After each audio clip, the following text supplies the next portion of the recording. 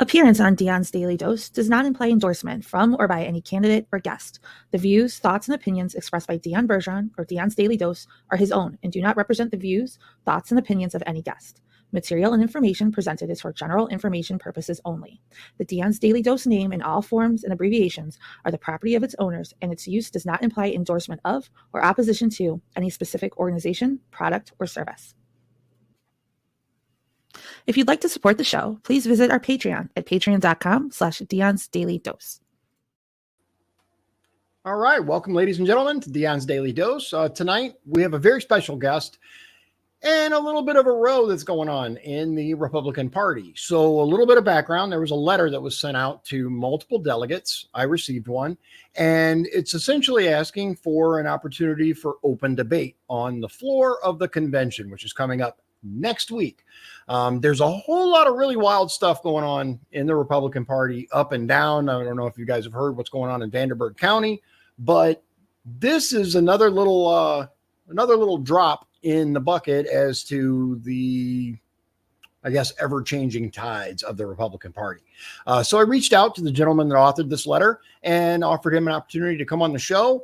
If you guys had the opportunity to see the link, it did not allow me to put the link on Facebook, but those of you who are delegates should have received an email. If you didn't, we'll make sure to include our emails. I may or may not be able to share the actual link during the Facebook Live, but without further ado, I'd like to welcome our guest, Joseph Bortka. Hello. Hey. Welcome. So I get this email and reach out. Do you want to give a little background on kind of what this is? And then we'll put the letter on screen. Yeah, sure. Well, this and other things, like you were mentioning what's going on in Vanderburgh County, there's a lot of this stuff is all really tied together.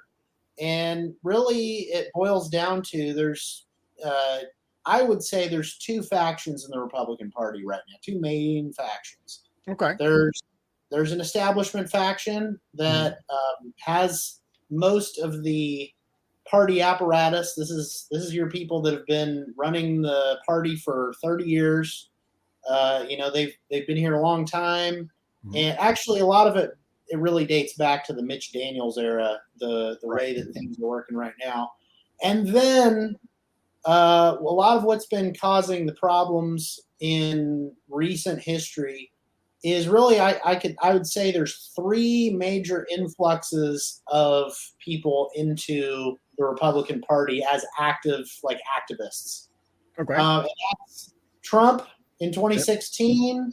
That's COVID.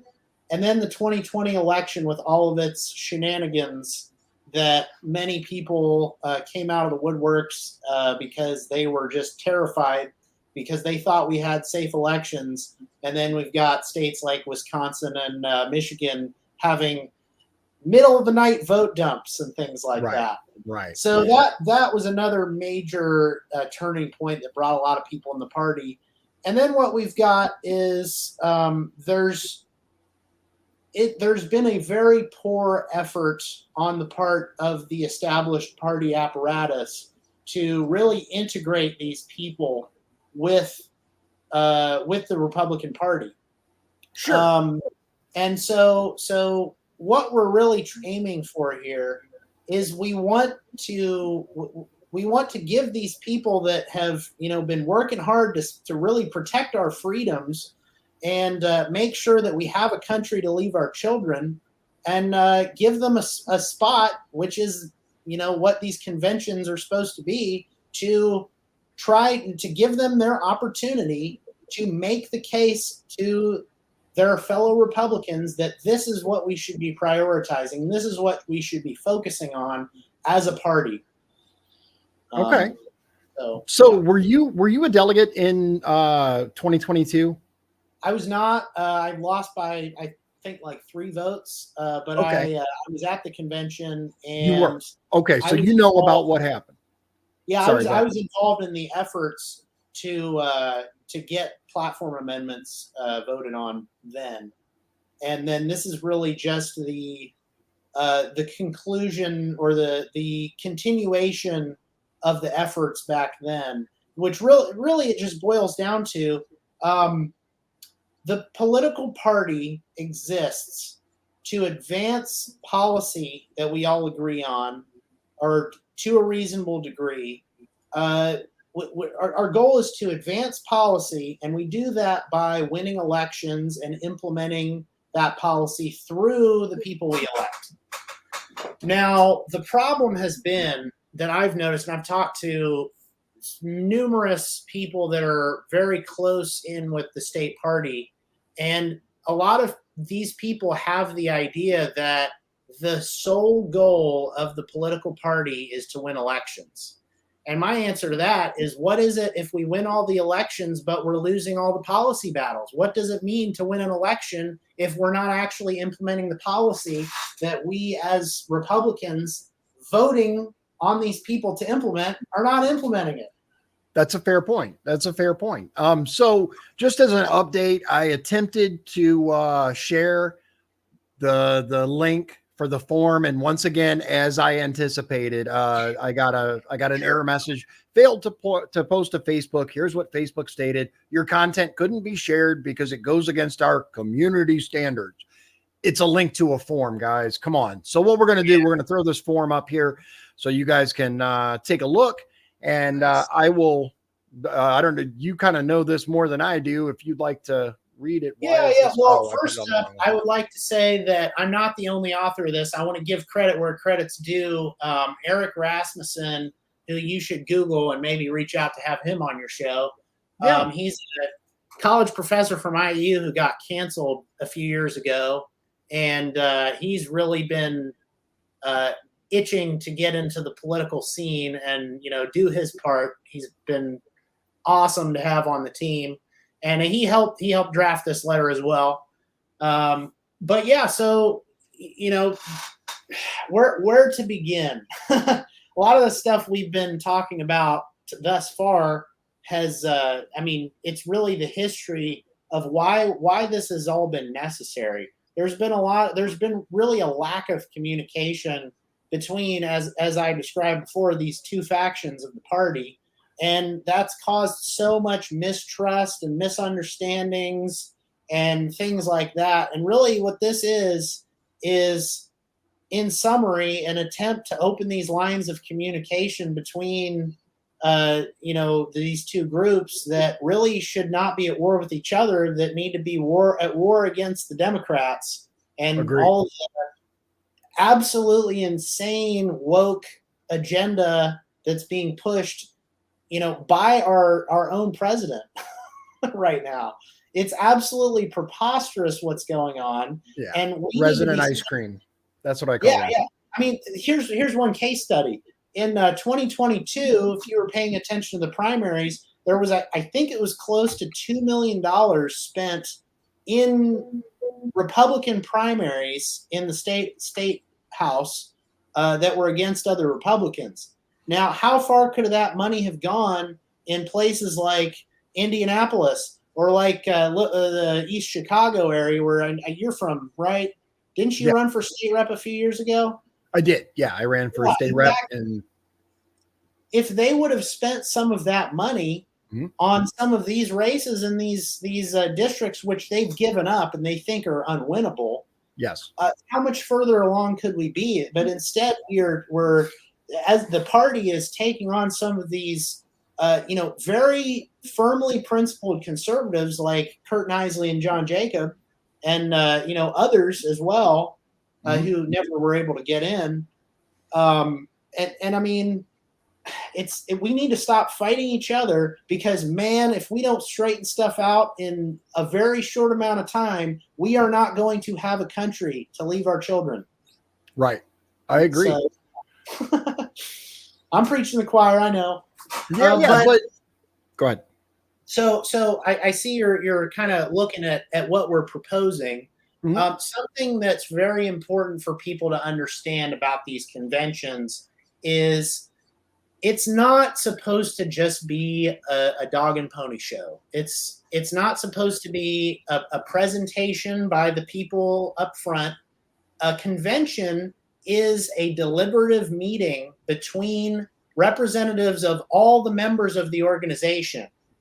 So this is supposed to be a meeting where we deliberate, we talk about the issues facing our organization and how we can move forward with them and how we can advance our agenda. And so these are very old common law principles of parliamentary law, which we also see in the House and the Senate. If you've ever watched C-SPAN, these rules are used in local government. They're used in if you're aware of how corporate like publicly traded companies work with shareholders. They use these rules as a way of providing order in a meeting with what could be thousands of people. In our convention, we have 1,800 people that come to the convention in Indiana. And as I'm sure you can imagine, if you're trying to have an orderly meeting that comes to a certain particular conclusion, that can be very difficult to maintain control and order if you have 1,800 people that are all trying to get their voice heard and expressing their opinions. So there is some pressure on the people that are organizing the convention to keep it down to a somewhat organized and orderly way. So we have to give them that deference. However, when this becomes a hindrance to the agenda of our organization, like I think it has in recent years, we need to start bringing back some of these things. And so what we did here with what you're looking at is just our suggestion, our proposal for how to arrange this debate. And basically what we want to do is we're just offering that we just give a certain time limit to each side who can arrange that with whatever speakers they see fit. And they do this in Congress sometimes. And they do it in committee hearings at the State House and things like that. It's just one way of organizing the debate.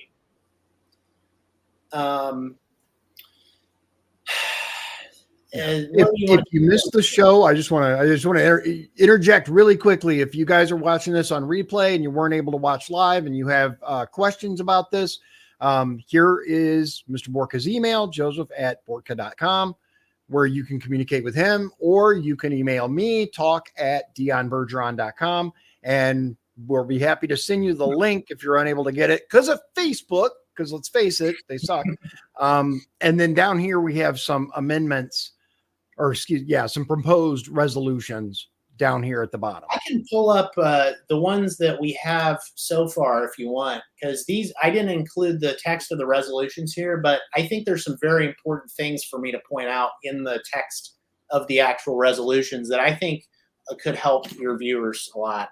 Sure, absolutely. Can I do screen share, or do I need to send these to you?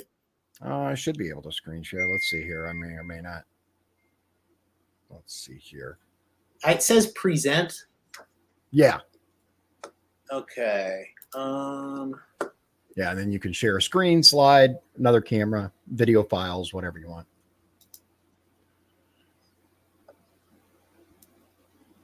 Okay. Hold on a second. I'm going to make sure I close all the numerous windows I have on my 3-monitor setup. I understand. I understand. And again, ladies and gentlemen, if you're watching this and you are unable to bring up the link or whatever, you are more than welcome to email either Mr. Bortka himself or me, and we're happy to send you the link. I know Facebook is what it is. I call it Fascist Book for a reason, because they do not allow dissenting voices. But he's going to attempt to bring up some additional information. Liz asks, how can we do this without it being disorganized and the message lost like last election? And I think my personal opinion, but I'll allow him to answer, is this would put a means in place of having organization. Yeah, so to answer that question, that's exactly why we proposed a particular format of the debate. This would constrain it somewhat. I've suggested that each side put together their team, and this would not mean every single delegate could potentially hold hold on a second. It would mean every delegate could not necessarily participate in that section. But what we can talk about a little bit is the procedural rules that happened last time, and how all that works together procedurally. Because technically, anything is fair game before the rules are approved. Hold on one second. Yeah, no worries. While you're doing that, I'm not going to be able to do this without quitting and restarting the browser. So we don't need to do that right do you want now. to? If you have a link, you could send it to me in private chat. I can send it to. Oh no, I'd have to email it to you. Okay, you can do that as well. And we'll get it up there.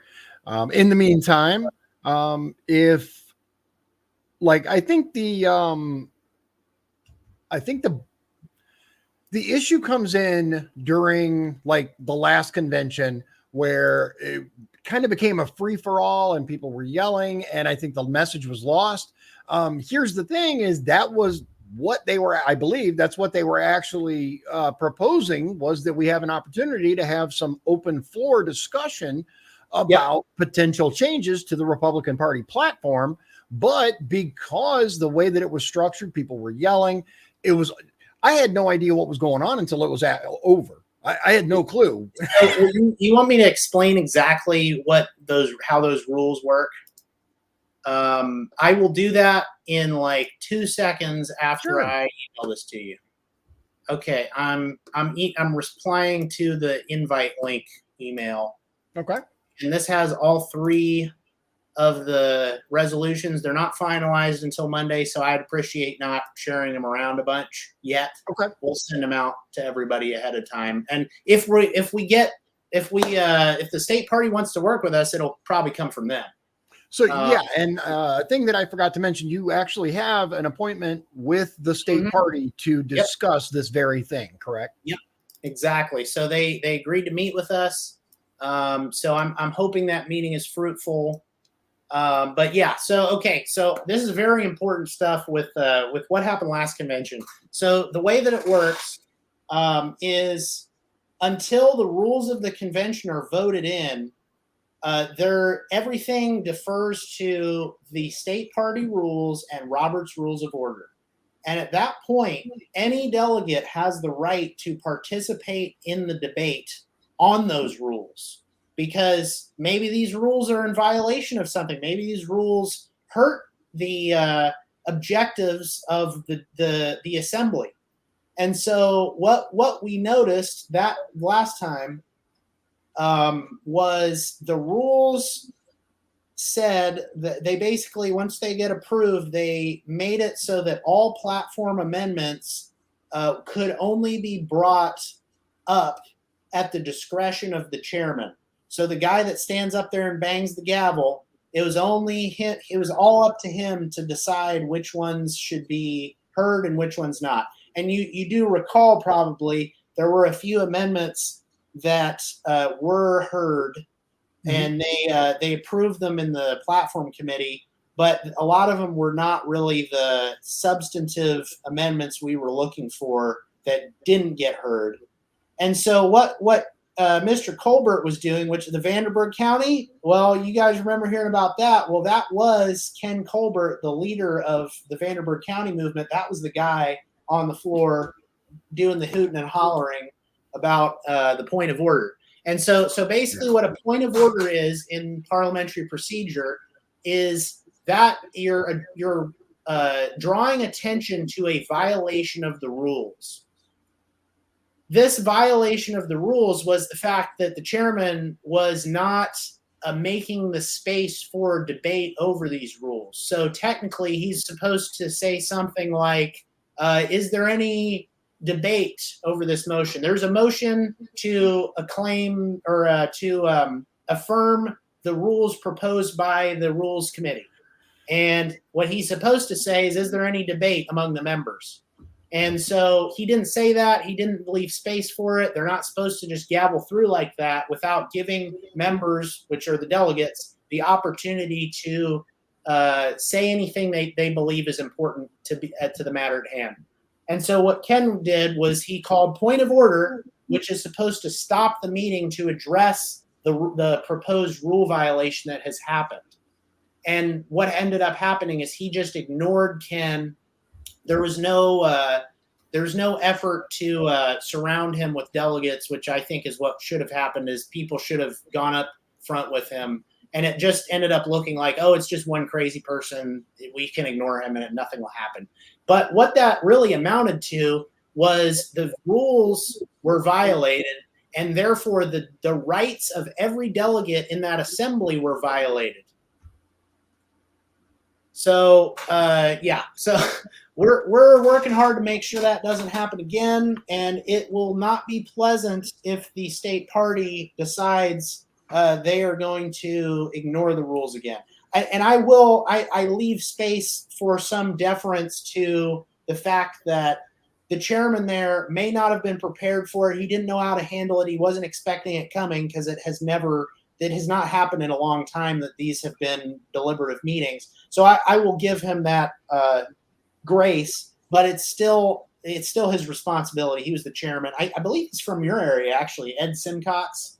He was a former Secretary of State. I'm pretty sure he's from up in your area. Yeah, not from I'm in LaPorte County. He may be in the Northwest Indiana area, but I'm not sure. Somewhere around there, East Chicago, District 1. But so bottom line is the chairman is supposed to follow the rules. And if he's in doubt, he's supposed to ask the parliamentarian. But in any case, Ken's rights were violated as a member of the Republican Party organization at that time.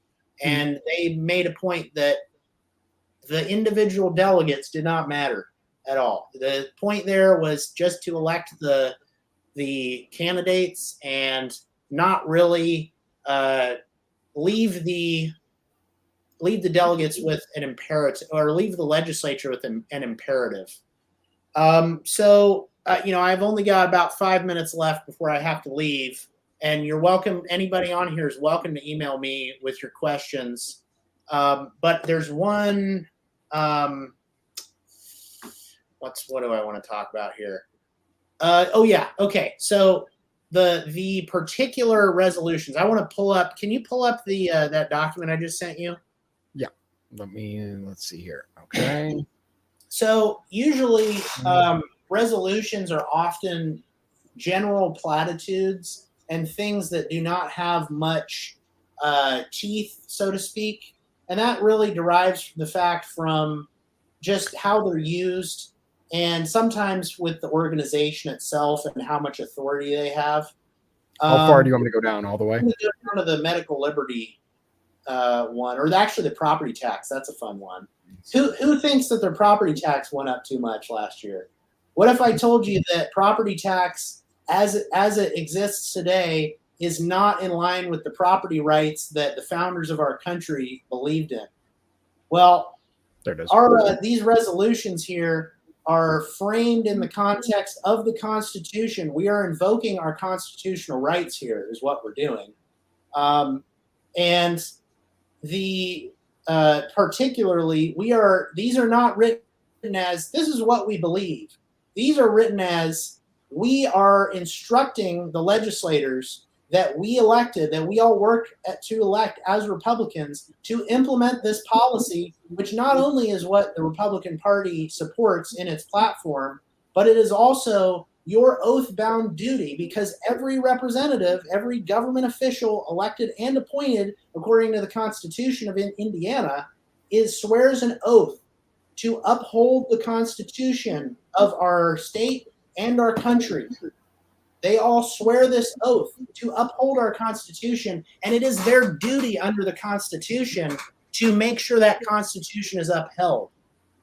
And so what these resolutions, the ones that I've written anyway, what they do is they appeal to that duty. They appeal to where our rights are derived from, which is first from God, and then to the people, and then under the Constitution. The Constitution does not give you rights. Correct.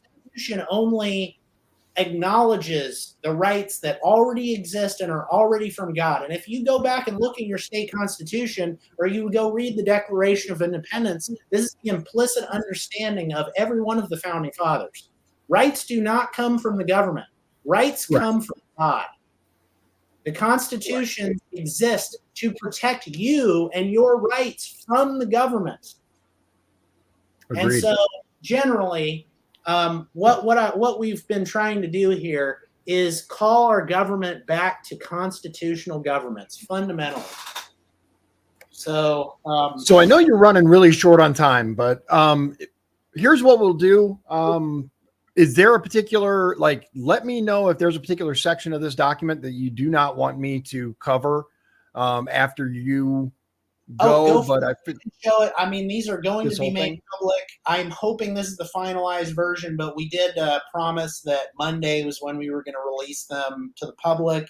I really, like, anything you can do. I love your attitude towards educating citizens about what the public rights and duties are as citizens.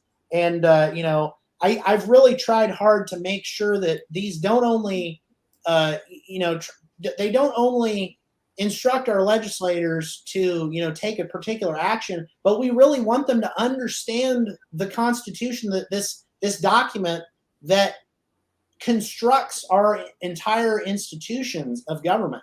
We want not only our legislators to understand these things, but we want the people. And our civics classes are not doing what they are supposed to be doing as far as teaching our upcoming generations what this means, what it means to be an American citizen. Agreed. And we are doing a poor job of that, and we need to start doing it, or we will lose our country. Like, I'm not being hyperbolic there. No. You guys all see what's going on with Trump. You guys all see what's happening at the border. You see all the globalist interests that are conspiring to destroy our institutions. When America falls, the rest of the world is going to fall. We must protect our country. The citizens of America are the last line of defense to keep this country a free and open society that is welcoming to all American citizens. Because at this point, we're being replaced. We're being replaced by people who will vote the way that the people who are bringing in the replacements want them to vote. It's just that simple. They're going to vote for handouts. They're going to vote for, we see it. It's all over. I agree that there are certain issues in the way that the convention is run that does not allow open discussion, that does not allow proposal of resolution. So hopefully you're willing to come back after Monday and you meet. Go ahead. We do have a legal and proper way to address this during the convention. We're not doing this outside the rules, and that's why we wrote our letter so strongly. It's because we do have certain rights to bring these things up. We might not, it might not get to the stage of actually talking about the resolutions, but the issue of whether or not we should discuss the resolutions, we can technically bring up under the rules. So if they don't work with us, we will at least have our day doing that and arguing to the convention, who can deny our right. They can deny what we're asking them. But I hope that we can effectively appeal to the convention delegates that we want their voices to be heard, and we want to leave this convention stronger as a party and be able to, tell our legislators who, many of these bills we're talking about have been proposed and not heard in committee. They die in committee. We want them to hear these things. This is a government by the people, and we, the people, are speaking to our legislators and instructing them. So with that, I got to leave, but, just look at my shirt. Knowledge is power. Learn the rules. Educate yourself. You have access to the internet, which is the most powerful tool for educating yourself that has ever existed in the history of mankind. Use it wisely. I agree. Thanks for having me on. Take it easy. I hope you'll come back after your meeting and let us know how it went. All right, ladies and gentlemen, that was Joseph Bortka. We kind of had to fit a whole lot of information into a very short amount of time. What I'm going to do is we're actually going to read the original if you've already read it or you know about it, whatever. But I'm going to show you what the original document said. I know we kind of put it on screen, but we didn't read it because there was, again, a lot of information that needed to get out there. He had a meeting that he had to attend. So here we go. We're just going to run through this. I'm going to talk very, very quickly. So open letter to the Indiana Republican Party in support of a debate on various convention resolutions. And this went out to delegates for your signature if you're a delegate. Dear Chairwoman Hathaway, we represent a group of delegates to the Indiana Republican Convention this June. We are writing to assure that the convention has the opportunity to make clear its priorities for the upcoming legislative session in addition to the statutorily required nomination of candidates. Our goal is to ensure that resolutions may be introduced and debated at some point in the convention. The Republican Party exists to advance the policy desired by its members. Thus, we care most that discussion be promoted rather than that any particular resolution be passed, as is the norm for state party conventions through history and around the country. At the 2022 convention, a number of delegates worked to propose several amendments to the party platform. I'll pause there because that's what I was talking about what happened in 2022, the previous convention. There were various amendments that were proposed. There was a whole lot of shouting going on. As I told Mr. Bortka, I didn't really exactly know even what happened until it was over. And they were like, oh, yeah, they wanted this. There's a whole lot of screaming, a whole lot of yelling. And a number of delegates actually walked out of the convention because of it. They rightly viewed the platform as the standard to which the candidates we elect are to be held. While they were stymied by the platform committee, they intended to assert their rights to propose the amendments and have them voted on by the convention. Chairman Simcock called for a vote on the proposed rules, which reduced the hearing of all platform amendments to his personal discretion. He gavelled through in spite of one delegate's firm attempt to invoke his right to debate or amend these rules with a point of order. Correct. He had called point of order, and he gavelled right through it. Delegates were justifiably outraged, and fuel was added to the narrative that Indiana's Republican Party exists for the interests of the select few at the top rather than for the will of rank and file Republican voters. And I'm going to tell you, ladies and gentlemen, that is something that I have encountered over and over and over in my both run for office and my time doing this show. People are fed up. They're like, the Republican Party does not care about us. The Democrat Party has lost their minds. We have nowhere to turn. In 2024, we have an opportunity to begin to mend the divide within our party. We can do this by facilitating honest discussion within the party. There is no reason we should not come to an amicable agreement. Our desires are limited and reasonable. We are happy to negotiate on the mechanics of how this should operate, though we are not open to the idea of a convention that is merely performative. And that brings up another point. We are told by the powers that be that our vote matters, right? Our votes count. And as a delegate, we have been chosen or appointed to go down and vote for what you want us to do. The individuals that you want in office, communicate with us. I'm a delegate. My wife's a delegate. If you live in our district, which is District 1, she is for Michigan City, I believe.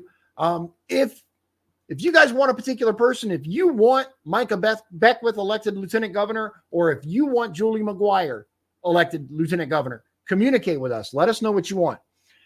If we cannot come to an agreement on how to handle the schedule of events, then we intend to move from the floor, and we will enforce our rights to do so through every legal means. In the interest of party unity, it would be best to arrange this in an orderly fashion ahead of time. And I think that's kind of where the thing went off the rails in 2022. If we're able, let's get this organized. If the procedure is conducted fairly in accordance with the rules and we lose, we will submit to the will of the body. The procedure must be followed, though, and followed in good faith. Footnote 1. If it is not, we will complain loudly to the delegates, to the press, and we will make a public protest during the convention. We will also consider avenues of legal action which may be available to us. We suggest the following. Now, these are their suggestions. They're not written in stone, but they're what they're proposing to the state party. And remember, he has an appointment with the state party on Monday. That 2 hours of the convention be devoted to the discussion of resolutions. This could come before or after the nominations and votes on the nominees, perhaps after a break for lunch. We will submit finalized resolutions to the secretary by Monday, June 10th, so that they can be distributed to the delegates. Running out of time. The resolutions would be included on the agenda. They would be circulated electronically to each delegate, and copies would be available that morning in writing near the entrance. A delegate of our choice would be given 5 minutes to explain the purpose and importance of resolutions to the convention. For each resolution on the agenda, the resolution shall be read by the author, and 10 minutes per side will be allocated for debate. The author of the resolution shall apportion the time as he sees fit to delegates in support, and the chair shall determine who shall lead the opposition to apportion their time. The vote could be taken in multiple ways. We would love to see in the future a system which would allow for efficient recorded floor votes. And the technology now exists to facilitate this. Yes, it does. It's very, very simple to electronic, whatever, ballots that are passed around. However, recognizing the logistical limitations and short time frame for arranging such a voting method for this year's convention, we propose that for this convention, the resolutions as proposed be put forward for a simple yes or no on passage as written to be taken on the ballot along with the lieutenant governor's race. Because let's face it, the lieutenant governor's race is the only one that's of any importance this year. Attorney General, he's in. I mean, Todd Rokita is the only candidate on the ballot for the convention. He's in. Lieutenant Governor, on the other hand, is undecided. We are prepared to write up these rules formally to add to the proposed rules or as an amendment to the proposed rules at the convention. We have attached a list of proposed resolutions we intend to make the case to the convention for to be finalized within the next week. We've laid this out in some detail to show that we have given this considerable attention, attempting to be fair and practical. We all would like things to run smoothly at the convention, and if we have disagreements, it is best to try to resolve them as far in advance as possible. However, we are prepared to assert our rights through appropriate means if ignored. At the end of the day, it is in our mutual interest to work together under the umbrella of the Republican Party to beat back the existential communist threat to our country posed by the radical left, a danger to our families, our wallets, and our way of life. Wholeheartedly agree. It is absolutely necessary that we, especially as delegates, but as members, even individual voting members of the Republican Party, that we guide the platform that we want to see for the future. Because, ladies and gentlemen, I didn't run as a Republican to go and be a rubber stamp. I ran as a Republican because I believe in the foundations of the Republican Party, but it has gotten away from the foundational ideals that it was created upon. We have Republicans that are voting for tax increases. We have Republicans that are voting to take more rights away from us. Hell no. For future discussion, please contact Mr. Joseph Bortka. That was the gentleman that was here at joseph@bortka.com, or his phone number right here. I'm not going to read it out just because. Now, down here, some proposed resolutions instructing the Indiana legislature to ensure secure and trustworthy elections. I think that's really important. Instructing the Indiana legislature acknowledge with just laws the inviolable right to refuse any and all medical interventions. 3, condemning the unlawful conviction of Donald Trump. 4, instructing the Indiana delegates to the Republican National Convention to condemn attempts by Republicans to remove President Trump from the ballot. Instructing the Indiana legislature to eliminate the unconscionable taxation of homesteads. Instructing the Indiana legislature to close the primary elections. Instructing the Indiana legislature and the Attorney General to end the use of non-disparagement agreements to conceal malfeasance in schools and in higher education. Now, the last two. Number 6, instructing the Indiana legislature to close the primary elections. For those of you who aren't aware, Indiana has an open primary, which means doesn't matter how you voted in the past, you go into a primary, you can request a ballot for Democrat or Republican. Doesn't matter what your voting history is, doesn't matter how many times you voted for one party or the other, doesn't matter. Indiana doesn't require you to declare your party affiliation. Matter of fact, we saw the result of that here in LaPorte County in the last primary. We had a record number of Democrats that pulled Republican ballots because it's an open primary. So they are wanting them to close that. In the use of non-disparagement agreements, I agree with that. So down here, footnote 1 that we talked about, the purpose of the established rules of order is to accomplish the general will of the majority while protecting the rights of the minority to have their concerns addressed. So that's what we're at, ladies and gentlemen. These are being forwarded to all delegates. Again, if you cannot get the link because you're watching on Facebook, by all means, email. If you guys want to email me, I'm not going to share your name. I'm not going to say who you are. But if you just like to take a look at this document in its entirety, email me, talk@dionbergeron.com. I'll put it right here. Ignore the rest of it, but the email is down here. Hold on. Let me, I'll make it to where it saves. There we go. There. It's right here on the screen, talk@dionbergeron.com. And I just say, can you send me the link? Can you send me the link? And I'm more than happy to send you the link so that you can look at this directly. If you'd like to sign it, by all means, you don't have to.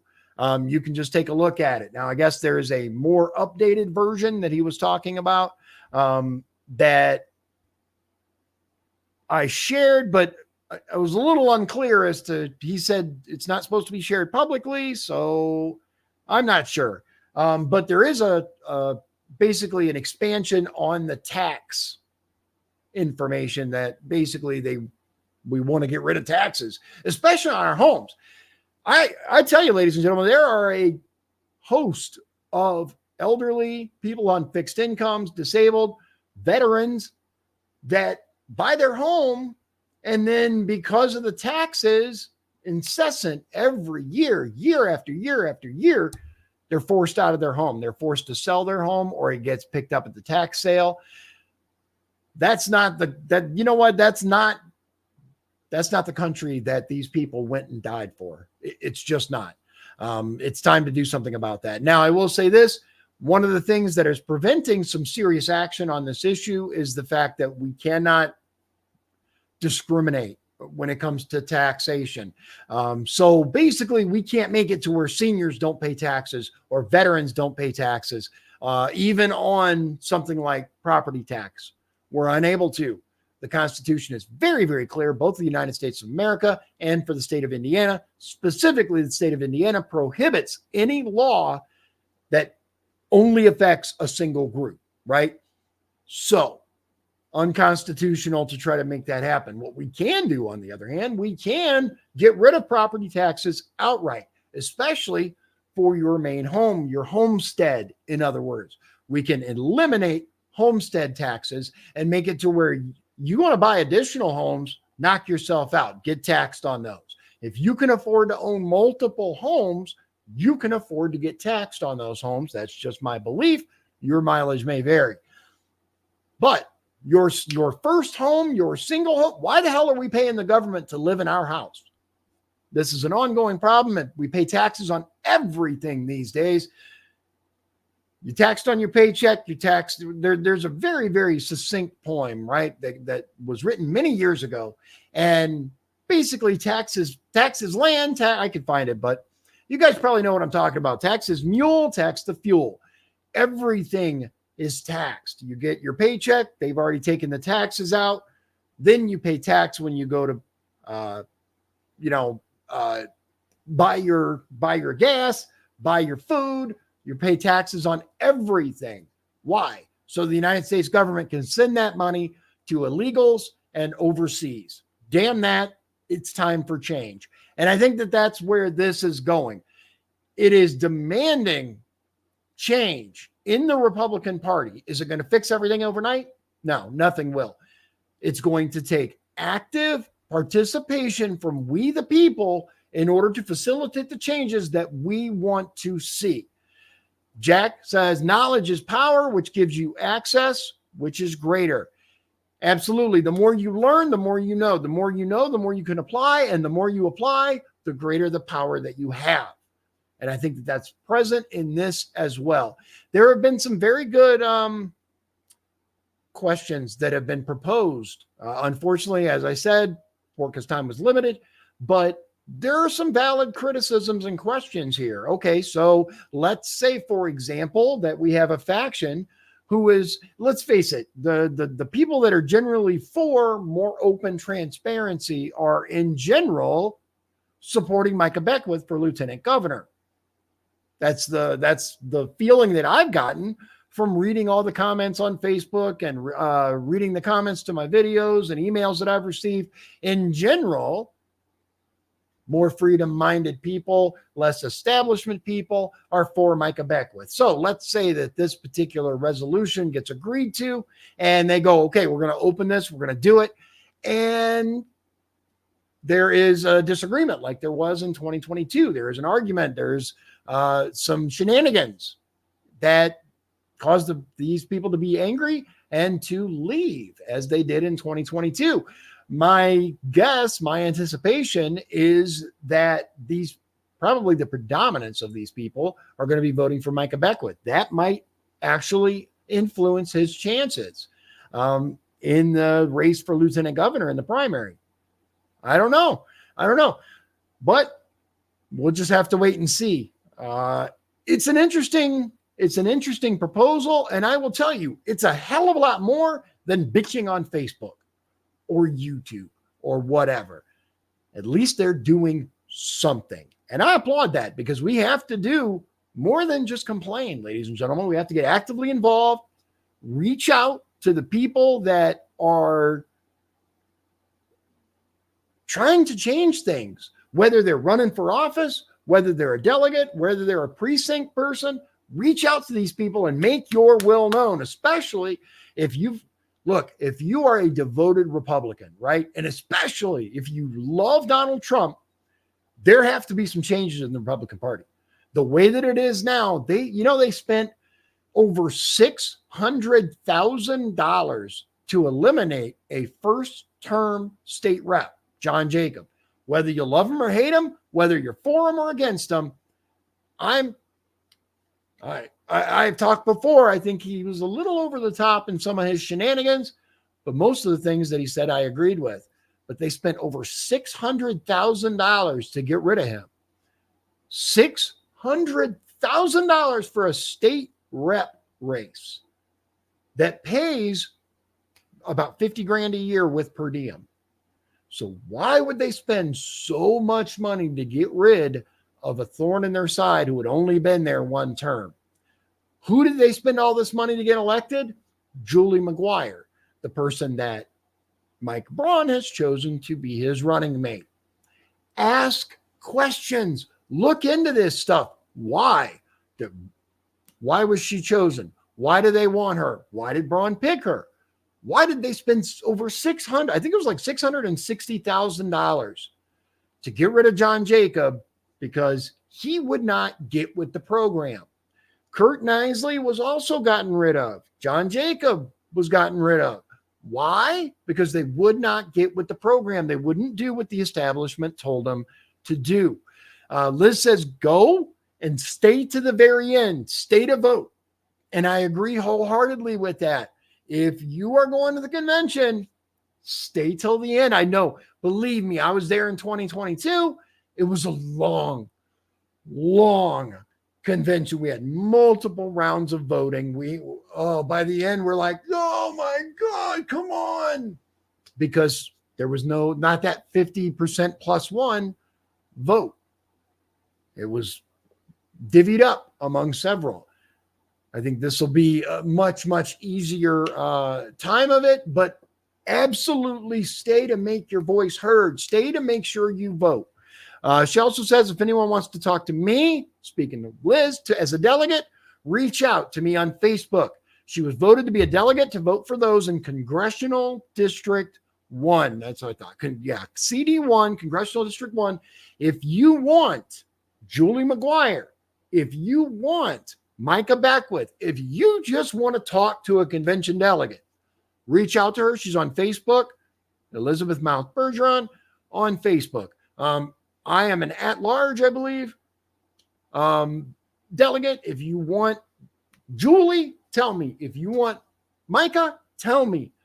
I know which way I'm leaning right now, but ultimately, my position is to represent you, the people. I'm going to do a specific video on that. I'll open it up for floor debate so we can talk about the two candidates.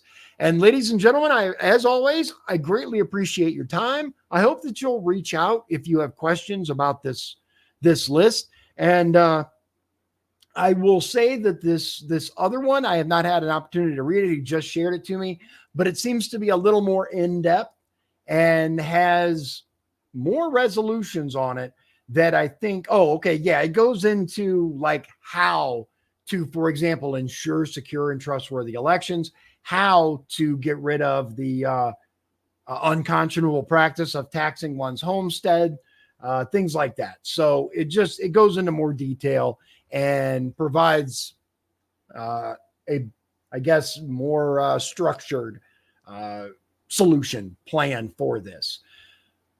Ladies and gentlemen, our country's in trouble. You know it. I know it. Now there's no disagreement on that. There is disagreement on what do we do about it. And I think the first step is taking control of our Republican Party. And I mean that in a very, very positive way. We need freedom-loving, liberty-minded people in charge. If we cannot get that, the rest of it doesn't matter. The rest of it's just kind of irrelevant. And your local or county Republican Party is the place that you start. This convention is critical because especially not only is Lieutenant Governor going to be a very important role in the future, but if these resolutions happen, there's going to be a lot to talk about. A heck of a lot to talk about. As always, ladies and gentlemen, I appreciate your time. Thank you for joining us. I hope you learned something, and we will see you again very, very soon. God bless you. God bless Indiana, and God bless the United States of America. Thank you. If you'd like to support the show, please visit our Patreon at patreon.com/Dion's Daily Dose. This has been Dion's Daily Dose, hosted by Dion Bergeron. Executive producers, Sean Holgram and Michael Beebe. Copyright 2024. Dion's Daily Dose, all rights reserved.